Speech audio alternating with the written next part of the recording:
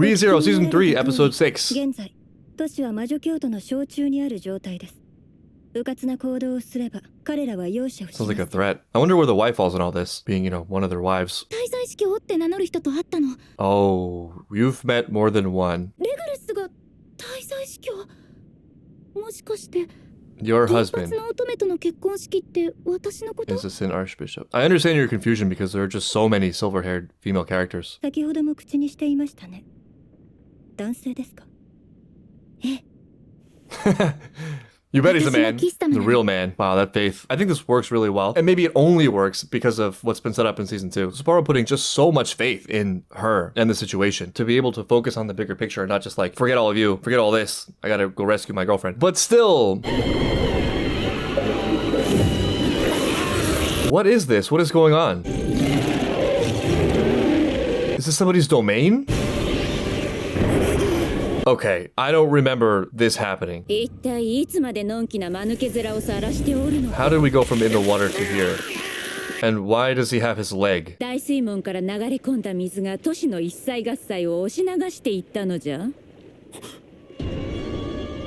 yeah, this is not how he left it. Oh, maybe it's the juice. The lust juice.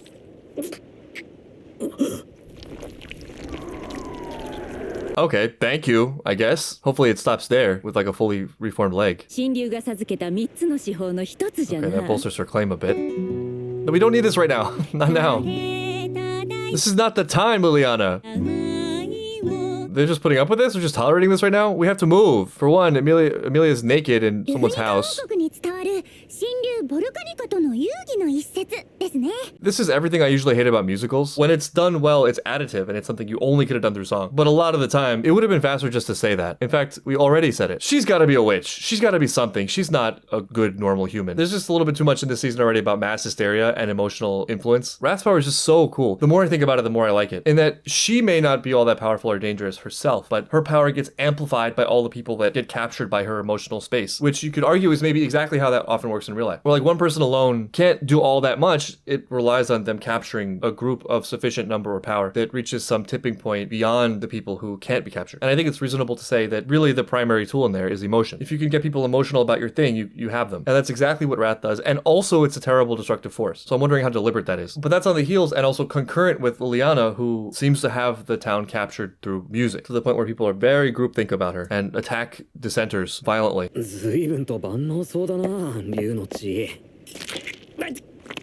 Just take my dragon blood? She enjoyed that a little bit too much. I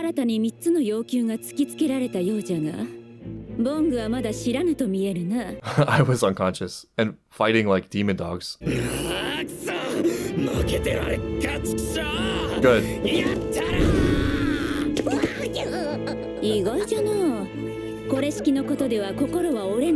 Lose heart. I mean, no, the challenge is deciding what to do next. What's the sequence? What is the biggest domino that will bring down all the other dominoes? Oh, great answer.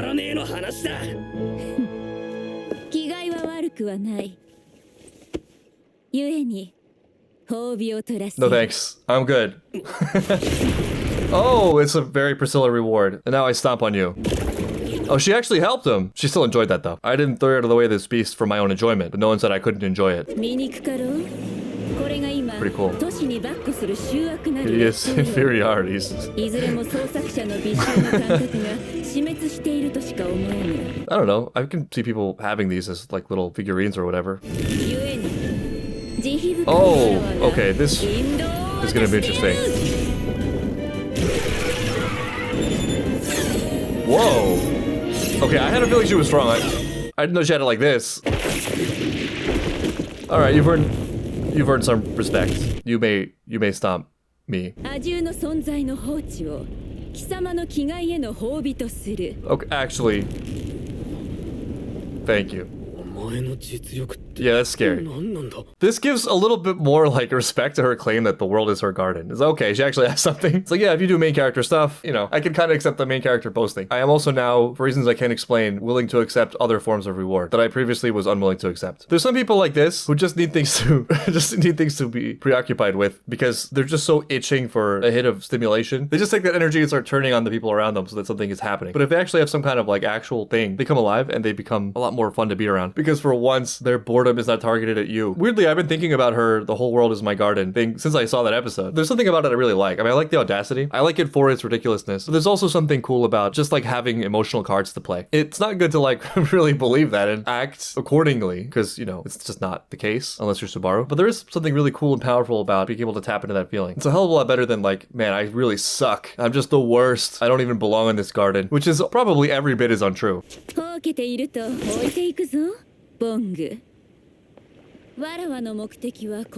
My objective. Feels like she's having a great time. She's all smiles. They're not happy.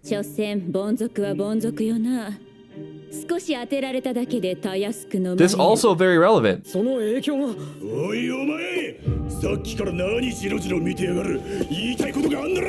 Oh, they're all under the authority constantly. Oh yeah, it's gonna amplify. This is a really dangerous situation, yeah, right. Amazing. Right. Don't get pulled into it. There's such a beautiful thing happening with this, because there's just so much of the world, there's just so many influences that want you to be emotional about things. Emotion almost feels like it's a greater currency than money. The idea of an attention economy is not new. I mean, it's been around for maybe a decade now. But one thing I haven't really heard as much is that you don't really get people's attention without emotion. That I think is actually the key to success in a social marketplace. And what can be terrible about it is it can be any emotion.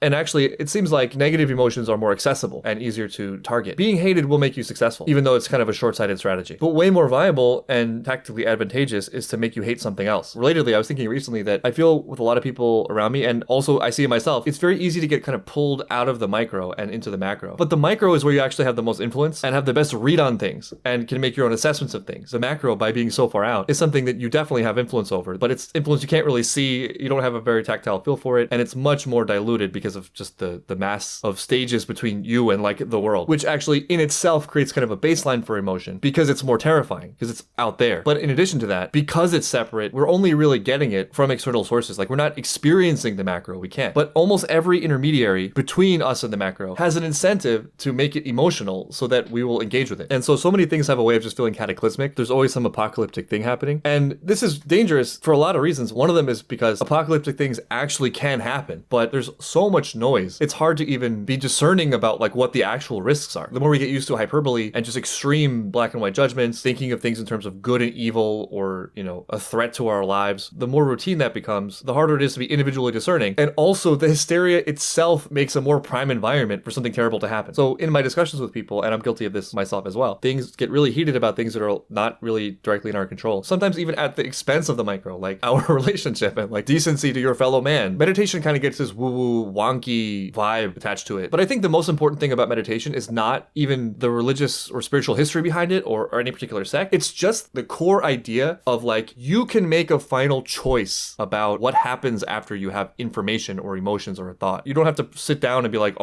for 4 hours a day. You just have to one time realize that you can create a buffer space where you can engage with anything you want, but then kind of have to treat it as separate enough where it's not like getting into your core. And it doesn't mean you can't be really pissed about stuff, you know, but like knowing you have a choice in it, understanding that it may not be immediately as it appears, understanding there's probably more to the story. There are a lot of other incentives. You have impact over the things you can touch right now, which are important. You don't have to get sucked into the tide. You can join the tide voluntarily. It's a scary question of like how much of your reactions are actually you based on things like you can touch and feel. On that note, and this is too much to be a coincidence now, one of Wrath's tactics seems to be something like making every individual in the group thinking they're a vital part of the occurrences of the group. And maybe an implication of that is that it's for them, when really it's about Wrath. They are the arms of her fight. Okay, maybe you can be a counterforce.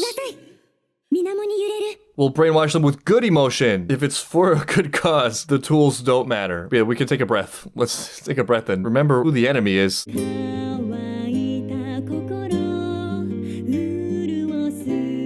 My heart does indeed feel parched sometimes. Okay, this actually is a nice one. This is a nice use of this, as opposed to like a simple fact that could have been stated. I think this is her best one. It's the best one yet, and it's a good moment for it. She really put her real purpose behind that sword. Oh, and the baby's happy. Everything's good. That was your greatest moment. What are you talking about? I'm still not getting you snacks. I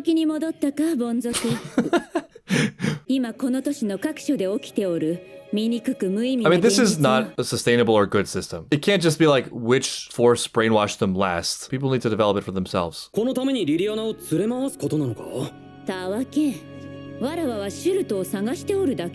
gotta care for the flowers in your garden, even if you don't admit it. I got things that need killing. With my fire sword. In slow motion. I feel totally confident she'll be fine on her own. Perfect for your virgin soul, whatever that means. You get to smile. You don't get to smile. Oh, what is with all the face touching? Stop touching my face, man.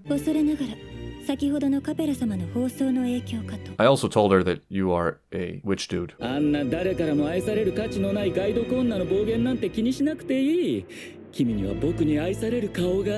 It's the greatest compliment a man could give a woman. It's rude. The way you shifted your eyes, insulting. I have a natural right to take revenge. Wow, this is a great relationship. It's doing a lot for him. He's admitting his own faults. Is this growth? Are those your wives? Yeah, I thought so. They are your wives. Wait, what happened to 78? Did we just like kill 33 wives in between episodes? Is that a break time short? Maybe that's the break time short of this episode. Regulars just murdering women. It's better than the Petra ones. You must enjoy all of your wives equally. It's very Severance.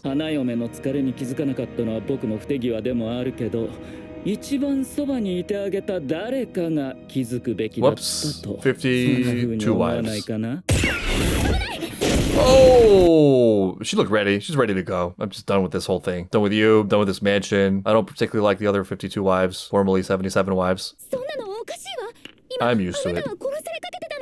We have a very short life expectancy. Oh no, it's awful. Big time captive syndrome.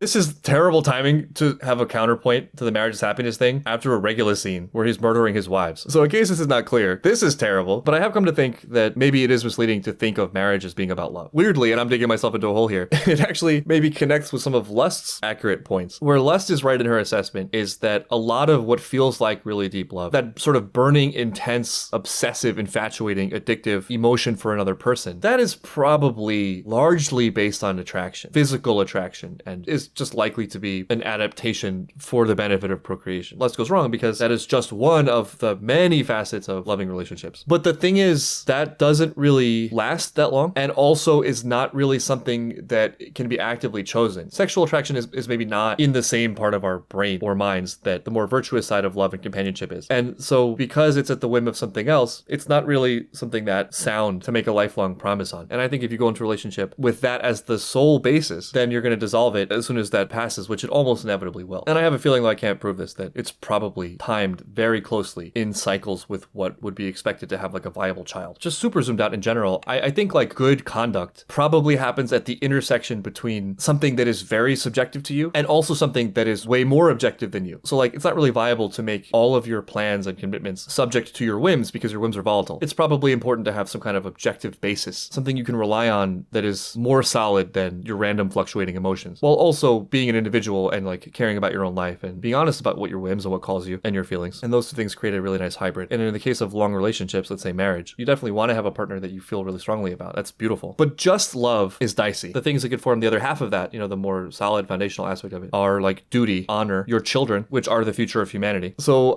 I agree with her, but like not in this way. She's right for the wrong reasons. I sort of don't like it when I hear what I feel is fairly standard, typical relationship advice, where there's something going wrong, there's some conflict, and the person's friends because they care about the person, and maybe well-meaning, are like, oh, what a jerk. You deserve better. If he, she is not making you happy, just get rid of them. Completely ignoring the real feelings and humanity of the other person, and, you know, the fact that it's maybe not something to treat so lightly. Within reason, of course, depending on what it is, assuming one of those major objective-ish contracts I mentioned haven't been broken. This, I guess, is the other extreme. Like, whatever my husband does is right. If I die, I die. Subaru regretting leaving Priscilla's side. How's your gate, Subaru? When do you explode?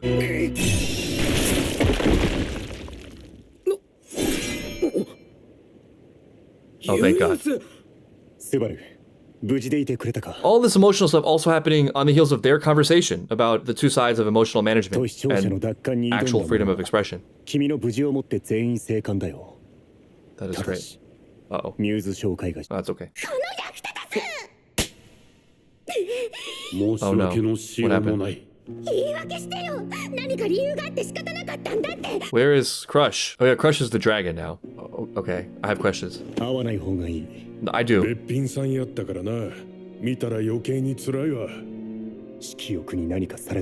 Yeah, less juice. What about her consciousness? This is sort of less test in a way, or she thinks it is. Not much of a test. Well, let's not give up on Akira, first of all. Secondly, is she still in there? Because, I mean, at least it's not a fly. There's maybe a silver lining here. I'm actually shocked that Subaru is still alive. There have been like 4 times now already in this sequence where I'm like, well, I guess this is the end. Oh, what? Oh, yeah, she crystallized her. See ya. Enjoy your chores, suckers. Wow, I should really map this place.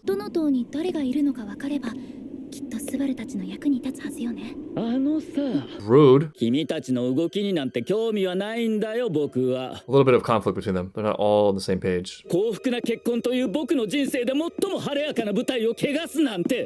258th time. I love this rights thing, it's so great. I can't decide which is better, his obsession with rights or Priscilla's garden.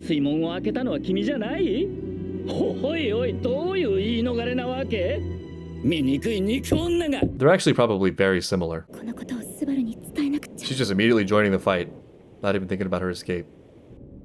Which came really naturally and easily. Yes, and it's really important for me that you know that. I need you to know why I have a little girl in my lap all the time. I am not a little girl abuser. Oh, were they asking for Beatrice? Is that what it was? And where is Beatrice right now? The best witch. I drank her fluids. And it was all worth it. For the experience. She also helped me a lot, thanks, Echidna. That's the worst one. That's what I was saying last episode. Yeah, you can make 1,000 demands, whatever. No, the answer is no.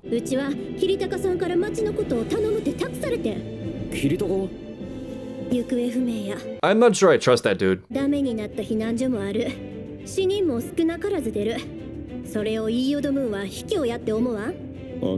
This is the reality of the situation.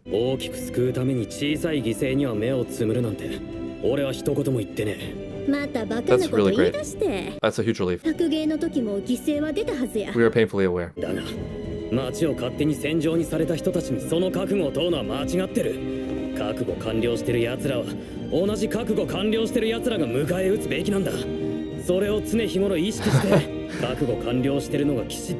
This is awe-inspiring. Okay, if you can back it up, we're on board, right? No excuses.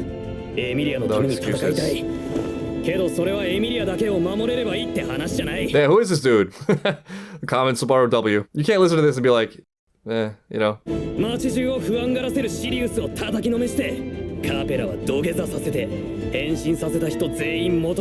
a lot. It's ambitious. I love it. Awesome. Conditions of the night. Yeah, I am the one. I am the one making the conditions. I have 1,000 demands. Now, of course, this is immediately followed by pain and doubt. Man, what did I get myself into? Really bit off more than I could chew here. But he can do it. He has the ability. He's got the drive. He's got the people, maybe most importantly. You couldn't really ask for a better crew. And the witches cult, they have their cracks. We as the audience know more than Subaru does, but they're not super cohesive. They're not all there mentally, obviously, and they're a bit distracted. They're dangerous because of their power and their insanity, but they're insane. And we all also have power. He's just talking different, and it's so great because it's built on the back of a thousand dead Subarus. Also, it's cool that it's not the first time he's made these sort of declarations. Like, he had, you could say, a similar energy at a much smaller scale in the initial royal selection thing, but that was like so transparent, everyone saw right through it. It was just egotistical and hollow and based on a misunderstanding of his power and the situation. This is not the same thing. It's not the same kind of declaration. I mean, she probably should just get out of there, but I mean, whatever. This might alert them to your existence. You called? Well, that's nice. That's good. The man from Japan. We have contact.